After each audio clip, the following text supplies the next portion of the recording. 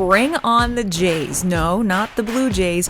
I'm talking Justin Barron, Joshua Waugh, Jordan Harris, and maybe Jaden Struble?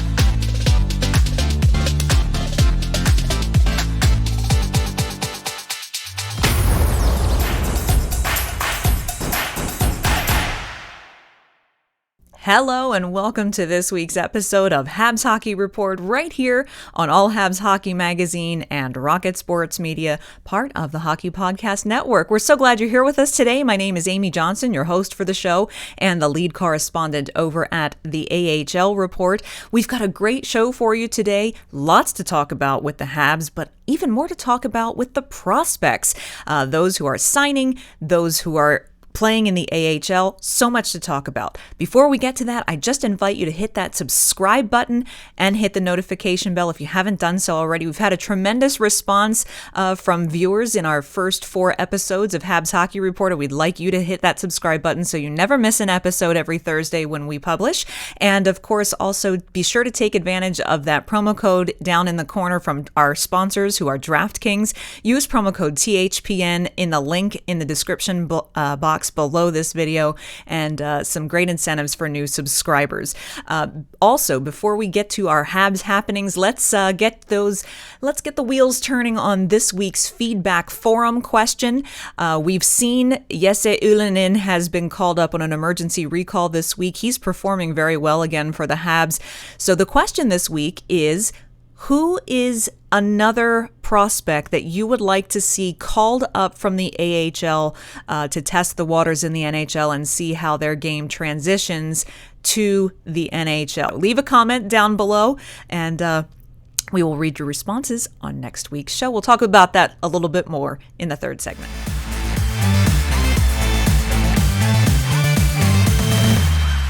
All right, let's kick things off with Habs happenings. As we just mentioned, Jesse Ylönen was called up from the Laval Rocket this week. It's an emergency recall because Michael Pezzetta and Tyler Pitlick both went out injured, and so they needed to make an emergency recall of a forward to come up to take one of their places, Matthew Perreault, drawing back into the lineup as well because of the injuries. Ylönen had done well in his recall earlier in the season. It is obvious that his game has continued to progress. He's been doing very well down in Laval, and that game has transitioned once again to the NHL. He doesn't look out of place at all. Fans and media alike are really clamoring for him to stick around a little longer at the NHL level. He's really making a good impression. And we should mention, if you happen to miss last week's show, well, Jesse Ylönen was our special guest right here on Habs Hockey Report. I sat down for a 20-minute exclusive one-on-one interview with Jesse last week. This was just 2 days before his call-up to talk a little bit about his season in Laval, but more to learn about he is a hockey player and growing up with a dad who played in the NHL and who his influences were growing up and the things that he's looking forward to. It's a great get-to-know-you segment on Jesse Ylönen, so be sure, click the link that's up above and be sure you go check out episode 4 of Habs Hockey Report for that exclusive interview. Pezzetta and Pitlick were not the only injuries, unfortunately, that the Habs suffered this past week. Jake Evans, very scary-looking injury, very scary-looking collision. We know Jake Evans has had an unfortunate history of concussions, and so anytime you see him go down hard and awkwardly the way that he did, you kind of hold your breath a little bit because you're just so concerned for Jake Evans' health. Fortunately, it seems as if, we don't know for sure yet, but it seems as if it looked a lot worse than it was. Marty St. Louis saying that Evans is just day-to-day, should be okay. We're hoping it was more shoulder area than it was head injury, so keeping our fingers crossed that Jake Evans will be back in the lineup very soon. If you don't know by now or haven't heard me say it, the place to get all of the best information about those games, game day previews, game day recaps, in-game coverage, you want to head over to allhabs.net. Check out all of the content there. It'll give you all of the analysis and breakdowns for every Habs game. And be sure you follow at allhabs on Twitter. Lots of great information there. The really exciting part of this past week for the Montreal Canadiens is just the injection of youth that's coming. And that's, I think, what's really exciting about this part of the season. It's not about salvaging the season in terms of the standings. The Canadiens have been officially mathematically eliminated from the playoff contention. We know that's not going to happen. Now the focus can be on the next generation, and that's actually what we titled this week's episode of the Press Zone podcast on ahlreport.com if you want to go check that out. But it really is. It's time for the youth to shine. We're seeing, before he was injured, Ryan Poehling looking to solidify a place in the lineup. Nick Suzuki is coming into his own, and we see Alexander Romanov having a great season, but now the next guys are coming in. Jesse Ylönen looking very solid, could contend for a roster spot. And then we have guys like Justin Barron coming in at the trade deadline, a top defensive prospect, slotted into a game finally earlier this week and did not look out of place. Skates beautifully. That's really what he's known for. Skates very well. Obviously had the trust of Coach St. Louis, got a lot of ice time, especially in overtime. It's going to be very exciting to see how Justin Barron progresses. Then, of course, as the NCAA championships are starting to reach their culmination. We're down to 4 teams left in the NCAA vying for the Frozen Four championship. But there were a lot of Montreal Canadiens prospects who were involved in the regional tournaments that took place last weekend. 2 of them have advanced to the Frozen Four. But that meant that some of them saw their seasons unfortunately come to an end. One of them is Jordan Harris, playing for Northeastern. They were eliminated last week. Jordan Harris then almost immediately signing his ELC. The Canadiens are going to burn the first year of his contract to get him into the NHL. He has joined the team in Florida. Just an effervescent, very mature, personable young man who met with the media this week. He confirmed that the plan all along, there was a lot of concern of why wasn't Jordan Harris leaving school to come sign with the Canadiens in the last season or two, and he said, if you listen to the day that I was drafted, the plan was always to spend 4 years at Northeastern, get my degree, get my education, and then join Montreal. He's excited to be here. We can't wait to see what he's going to do. He's got history with Kent Hughes and Martin St. Louis. He's known them, knows their kids, has played with them. So it's going to be, I think, a really positive environment for a guy like Jordan Harris to come in, and just really excited to see what he brings as he makes the jump to the NHL. We also had news this week that another prospect has signed his ELC, and that is Joshua Waugh, who is currently playing in Sherbrooke in the QMJHL. He's just 18 years old, but he did sign his three-year ELC. It's likely that he'll go back to Sherbrooke and continue to play in junior next year.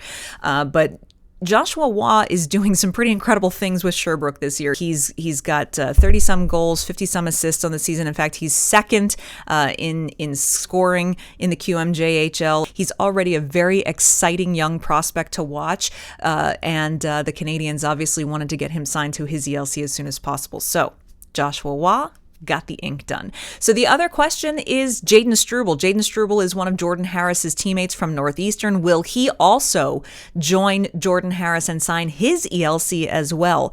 That's still a big question mark. I don't believe that Jayden Struble is at the same point in readiness, perhaps, that Jordan Harris is. My estimation would be that he goes back to school for another year, and there's certainly nothing wrong with that. You see the longer guys stay in the NCAA, they develop in maturity, they develop their game, and I think it behooves him if he spends another year at Northeastern, but we will wait and see.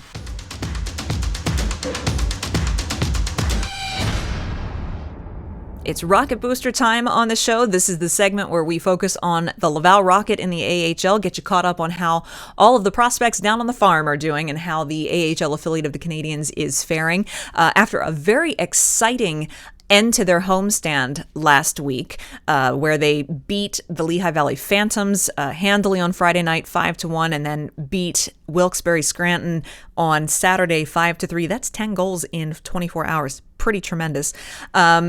It was an exciting weekend. The game against Wilkes-Barre, newcomer Nate Schnarr has slotted in really nicely with the Laval Rocket. He potted the game-winning goal in what was a very tight game up to that point with the Penguins.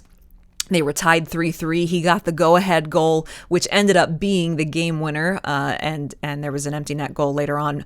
I was a little disappointed that he didn't get a star that night, but nonetheless, very impressed with Nate Schnarr. He's done well and already making a pretty big impact with the Laval Rocket.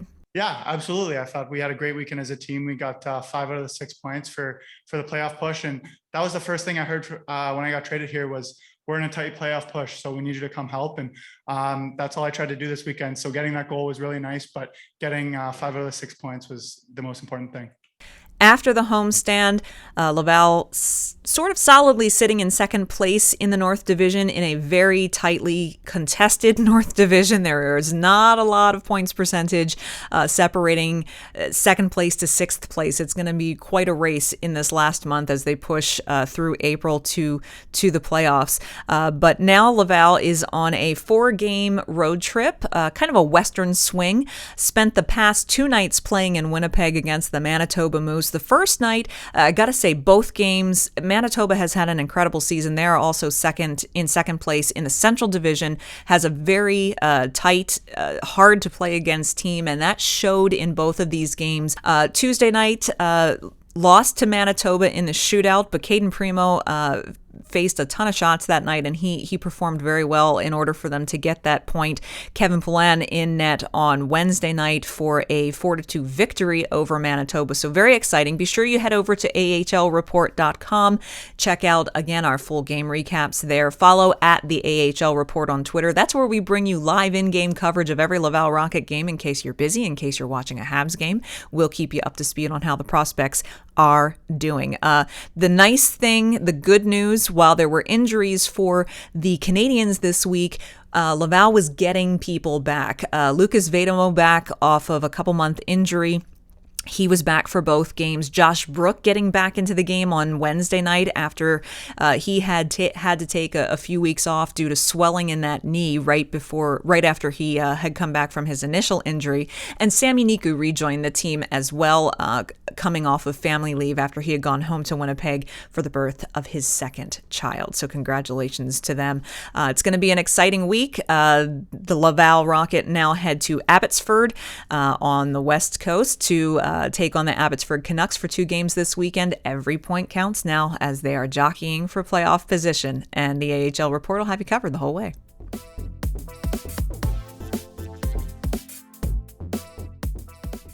All right, welcome to the Habs Fan Hub. This is the portion of the show where we get to interact with you, our viewers, our fans, and frankly, it's one of my favorite parts of the show. We've got some great comments to read. We've got some great responses to read. I'm not going to waste a minute. On the roll call side of things, remember way back on our premiere episode, I asked you to let us know where you were watching from. Well, people continue to do that, and as we continue to add subscribers and viewers to this show and this channel, I welcome you to do the same. Always, please, drop a comment down below. Let us know where you're watching from, because we know Habs fans are all over the world. This time, this gentleman writes in and says, "Nice job, Amy. I am watching from Connecticut in the USA. I've been a Montreal fan since I was 9 years old. I'm now 76 and still following the Habs." And he goes on to say he's subscribed to the channel. He's sure that he'll enjoy the content. And welcome from Connecticut. I'm located in Pennsylvania, so not too far away. Where are you watching from? Leave us a comment down below. Also, we've had some submissions to the hashtag Show Your Habs movement that we have resurrected here at Rocket Sports Media and All Habs Hockey Magazine. Remember, if you have any kind of fan pictures, whether you're out and about in your gear, if you're at a game, kids, pets, your fan cave, post those photos on Twitter or Facebook and use the hashtag Show Your Habs, and we'll feature those photos right here on the show and inspire other fans to show their Habs as well. We see here a very loyal reader of Rocket Sports Media, content. She is a very big Laval Rocket fan and a very big Caden Primo fan, and she was at a couple of Laval Rocket games last weekend showing off her bestie, as she says. So thanks so much for your submission. Love to see those photos. And of course, our Show Your Habs Twitter account sharing some other great pictures. Amanda Suzuki meeting and greeting with fans down in Florida as the Habs were on their southern. Not a bad place to go watch your kid play hockey if he's playing in South Florida. So remember to tag your photos, Show Your Habs on Twitter and Facebook, and we'll be happy to share those as well. Last week's feedback forum question was, how would you grade? It was kind of after the trade deadline. How would you grade the Habs overall on the moves they made at the Habs trade deadline? And so we did get a couple of responses for that. First, we have here from Mike Raschel. How would I grade the Habs deadline? A-. Highlight was getting returns on all the expiring contracts that had value and even maxing out a return on Lehkonen while he's enjoying a career year. Very well done. The only improvement would have been to move a long-term deal like Galley, Armia, or Petrie to free up future cap space, but I understand those are typically summer moves. And that's a great comment, Mike. I'm right in line with you there. I certainly agree with you. And I think that Kent Hughes and Jeff Gordon have plenty of work still to do this summer, getting rid of some of those bad contracts. It'll be really fascinating to watch how all of that unfolds. We also have an comment here. This was actually on the website from our good friend Dino. To answer your question, grade the deals? Grudgingly, I will give it a thumbs up. I love my players, hate to lose any of them, aspire to win with them, yet for the betterment and good of the team, it was probably the wise thing to do. But keep CH62. So thanks so much for your comments. Those were really great to hear. And remember, this week's feedback forum question: who would you like to see as the next recall from the AHL for the Montreal Canadiens? They do get 4 recalls available to them for the rest of the regular season. It's a good time if they want to test out some of the top prospects and see how their development's coming along and what they need to continue to work on. So who would you like to see? Jesse Ylönen is up on emergency recall right now. Who else would you like to see in the Habs lineup, even just for a game or two coming down the stretch here? Leave us a comment down below. We'll read your responses next week on the show.